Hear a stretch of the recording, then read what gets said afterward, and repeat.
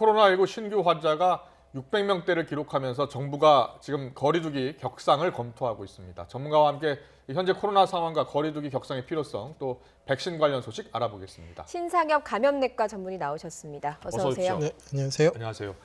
신규 확진 환자가 600명을 넘어섰습니다. 지난 3월 이후 처음인데요.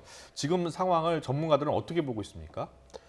결국 뭐 이제 그 유행을 억제하기 위해서는 이제 방역 당국의 노력과 국민들의 사회적 거리두기를 이제 연합해야지만 이제 가능한 부분들이 있는데 예. 지금의 수준으로는 어느 정도의 유행을 이제 뭐 대규모로 확산은 안 되는 정도로 억제는 하고 있지만 예. 이걸 완화시킬 수 있는 단계로 접어들지는 못하고 있다라고 예. 이제 볼 수 있을 것 같습니다. 예, 네. 그 수도권 거리두기도 1.5단계로 올린 지 벌써 2주가 됐고요. 또 2단계로 올린 지도 열흘이 됐습니다. 앞서서 말씀하신 대로 방역 당국의 노력 그리고 국민들의 사회적 거리두기 노력이 합쳐져야 효과가 나온다고 했는데 그런 그 효과가 나오지 않는 배경은 뭐가 있을까요? 이제 뭐 과거에 뭐 이제 대규모 1, 2차 유행 때를 생각해 보면 뭐 이런 신천지나 아니면 뭐 집회나 이런 대규모의 위험 집단이나 장소를 중심으로 대규모 유행이 있었고 그 외에 산발적 유행들이 있었기 때문에 예. 방역 당국이 그런 대규모 유행이 발생한 곳에 대해서 전수조사도 하고 선제적으로 격리도 하고 어떤 그 감염원을 차단할 수 있는 노력들을 충분히 할 수 있었다라고 한다 그러면 지금의 이제 3차 유행은 수도권 중심으로 지금 20, 30대가 벌써 30%가 넘어가거든요. 이제 이런 그 20, 30대들은 증상이 없는 경우들도 많고 또 활동 범위도 굉장히 넓고 예. 이런 상황에서 이제 전국 각지에서 이제 그 수도권 각지에서 이제 감염이 이제 발생을 하다 보니까 예. 결국은 방역 당국이 이제 미리 선제적으로 대응을 할 수가 없고 확진자가 나온 이후에 접촉자 조사 정도밖에 할 수가 없기 때문에 예. 방역 당국의 노력으로 이제 유행 통제가 어렵고 이런 상황에서 어쩔 수 없이 이제 사회적 거리두기 단계를 점차 올려가면서 이제 추이를 보는 그런 상황일 수밖에 없는데요. 예. 지금의 상황은 젊은 층 중심의 수도권의 소리 없는 전파 이런 상황이란 특징 때문에 굉장히 좀 그 통제하기 어렵다라고 볼 수 있겠습니다. 네. 예. 자, 젊은 층으로 확산돼서 더욱 통제하기 어렵다 이런 말씀해 주셨는데 지금 신규 확진자 추이가 입체 그래픽으로 나가고 있는데요. 잠깐 예. 설명을 드리고 몇 가지 더 물어보겠습니다. 지금 보면 추이가요.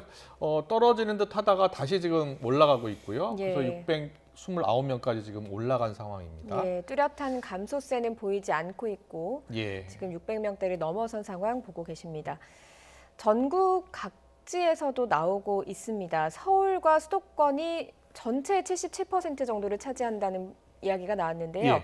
서울이 291명, 역대 최다 확진자가 나왔고요. 경기도 155명, 인천이 17명의 확진자가 나오면서 서울과 수도권에 상당히 많은 확진자가 말씀해 주신 대로 나오는 걸 확인하실 수가 있습니다. 네.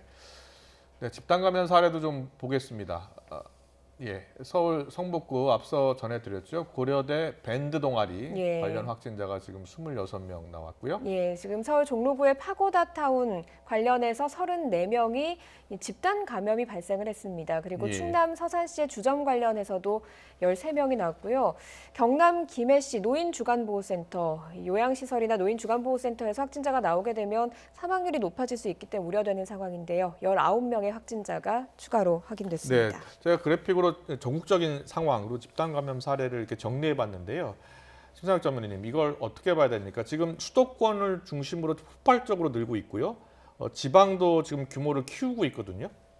일단 뭐 지금 수도권에서 진행되던 유행이 수도권에 있던 사람들이 지방으로 가서 이제 전파시키는 양상으로 이제 보시면 될 것 예. 같고요. 예. 지금 이제 결국은 이제 수도권을 잡는 게 핵심일 수밖에 없고 이제 그래서 이제 서울시에서 오늘 이제 고강도의 대책을 이제 내놓은 상태인데요. 이제 이걸 좀 파악을 하려고 그러면 좀 살펴봐야 될 것이 네. 사회적 거리두기가 얼만큼 잘 지켜지느냐를 간접적으로 굉장히 또 어찌 보면 굉장히 정확하게 할 수 있는 게 이동량 감소로 알 수 있습니다. 예. 네. 근데 그 11월 19일에 이제 그 수도권이 1.5단계가 이제 상향이 되고 나서 예. 그 다음 주말에 이제 그 이동량 감소가 한 11% 정도였었고요. 네.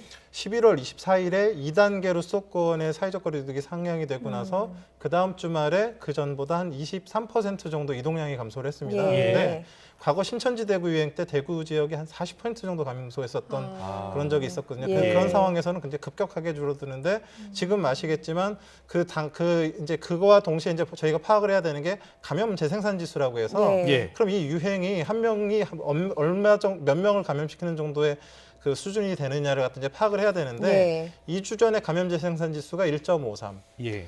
그 1.52, 그다음에 지난주에 1.42를 나타내고 있거든요. 그러니까 예. 1.5단계, 2단계로 올리는 이 상황에서 재생산 지수가 0.1 정도밖에 안 떨어졌다는 얘기거든요. 예. 그리고 그 이동량도 한 10에서 20% 정도 예. 감소하고.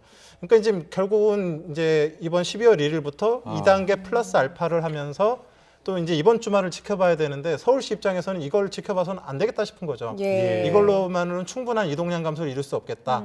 재생산 지수를 낮출 수 없겠다. 그러니까 어쩔 수 없이 이번 주말에 이제 9시 이후로부터는 어찌 보면 3단계 준하는 셧다운에 가까운 그런 조치까지를 해서 예. 이동량을 낮춰서 사회적 거리 두기를 서울 지역이라도 이제 강화를 하겠다라고 예. 이제 이렇게 이제 어찌 보면 정책을 펼 수밖에 없는 상황이 됩니다. 예. 정부가 조만간 이제 거리두기 격상 여부를 발표할 예정인데요. 전문가들은 계속해서 거리두기를 좀 더 격상할 필요가 있다라고 이야기하고 있던데 같은 생각이십니까? 사실 뭐 이제 2단계 플러스 알파보다는 2.5단계로 갔어야 되지 않냐는 이제 그런 그 감염 전문가들은 이제 그런 생각들을 많이 하고 있었고요. 예. 실제로 1, 2차와는 완전히 결이 다른 굉장히 이제 심각한 그런 이제 통제하기 어려운 유행이기 때문에 방역 당국이 할 수 있는 게 사실 별로 없습니다. 그래서 예. 그 국민들의 노력에 의해서 이게 극복을 해야 되는데 이 국민들의 노력에 대한 극복이 2단계로 될 것인가에 대해서 의문을 갖고 있었던 그런 부분들이 실제로 있었고 예. 이제 어찌 보면 이제 이런 그 서울시도 이제 이번에 이제 강력히 이제 강화를 하고 또 다른 지역 사회들도 이제 유행이 심한 부분들에 있어서는 일단 개별 지역 사회별로는 이제 사회적 거리두기를 강화를 하고 있지만 예. 이게 이제 전국 단위로 해야 될 것이냐 말아야 될 것이냐 좀 더 큰 눈으로 봐야 되기 때문에 그건 방역 당국과 이제 그런 그 정부가 이제 같이 좀 협의를 해야 될 것 같습니다. 예. 현장에서는 좀 어떻습니까? 병원 이 감염내과가 굉장히 바쁠 것 같은데 어떻습니까? 지금 뭐 각 병원은 지금 굉장히 좀 힘들어하고 있습니다. 이미 이제 굉장히 오랜 기간 이제 환자들의 가랑비에 옷 젖는다고 이제 옷이 많이 젖어 있는 상태에서 예. 또 어찌 보면 이제 환자들이 폭발적으로 증가하고 지금 가장 중요한 게 이제 중환자 증가거든요. 예. 그러니까 대학병원에서는 상당수가 이제 결국 중환자를 보고 있게 되는데 중환자 수가 늘어나면서 또 이제 코로나19 이외에 다른 중환자도 봐야 되고 병상 부족 현상도 생기고 그러니까 결국은 이런 감염병 치료를 전담할 수 있는 좀 전담 병원이 딱 있었으면 좋겠는데 이게 충분하게 지금 확보가 되지 않는 상황에서 예. 앞으로 이제 600, 1000 단위를 넘어가게 된다 그러면 너무 문제가 되기 때문에 어쩔 수 없이 지금 서울시에서도 이런 강력한 대책을 내놓을 수밖에 없었던 것 같습니다. 예. 백신 이야기도 좀 해보도록 하죠. 우리 정부도 여러 제약사와 지금 협의를 하고 있는 것으로 알려졌습니다. 그런데 백신 제조사들이 이 부작용이 발생하면 정부가 보상해라 이렇게 하면서 면책 조항을 반드시 걸고 있다라고 하더라고요. 일반적인 경우입니까?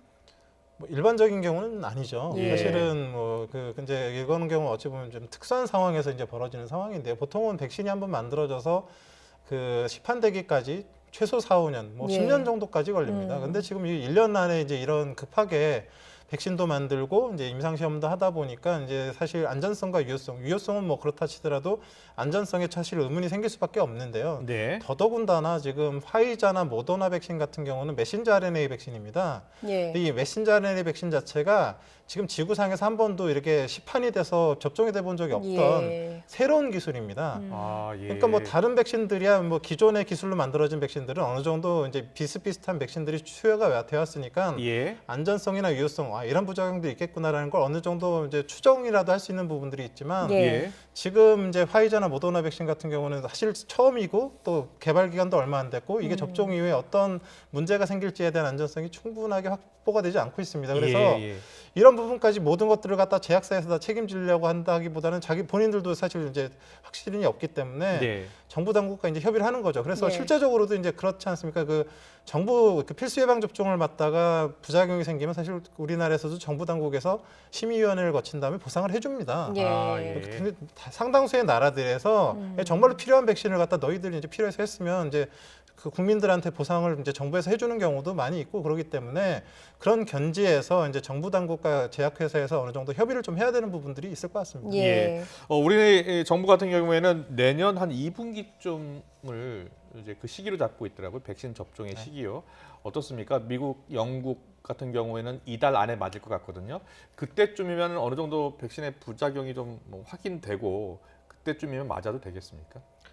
가능하다 그러면 이제 백신이 정식 승인이 된 이후에 이제 국민들한테 접종이 되는 게 저는 맞다고 생각을 합니다. 예. 지금 이제 영국이나 미국에서 하는 거는 이제 긴급 승인이거든요. 예. 아직 뭐 안전성에 대한 충분한 그런 연구 결과가 모이지 않은 상황에서 예. 일단 유효성이 어느 정도 있으니까 네네. 정말 코로나 백신을 맞지 않으면 돌아가실 수도 있는 그런 분들은 예. 어느 정도의 위험성을 감수하고라도 이제 적극적으로 이제 긴급하게 접종을 할 수 있는 그런 시스템이 이제 마련되고 있는 거거든요. 예. 그래서 기본적으로는 어찌 보면 이제 그런 분들에게 접종을 하면서 정말 안전한지에 대해서 또 이제 뭐 그걸 뭐 의도한 건 아니지만 이제 예. 확인할 수도 있는 거기 때문에 예. 장기적으로 좀 그 다른 나라에 접종되는 것들을 잘 보면서 특히 예. 이제 새로운 기전으로 만들어진 백신들이기 때문에 네. 잘 확인하면서 안전성이 입증되고 정식 승인이 된 그런 상황에서 가능하면 그 국내에선 접종이 되는 게 바람직하지 않을까 생각을 하고 예. 네, 네, 알겠습니다. 백신 일단 나왔기 때문에 아주 반가운 소식입니다. 하지만 좀 더 부작용 여부를 살펴봐야 되고 지금은 긴급 승인이기 때문에 예.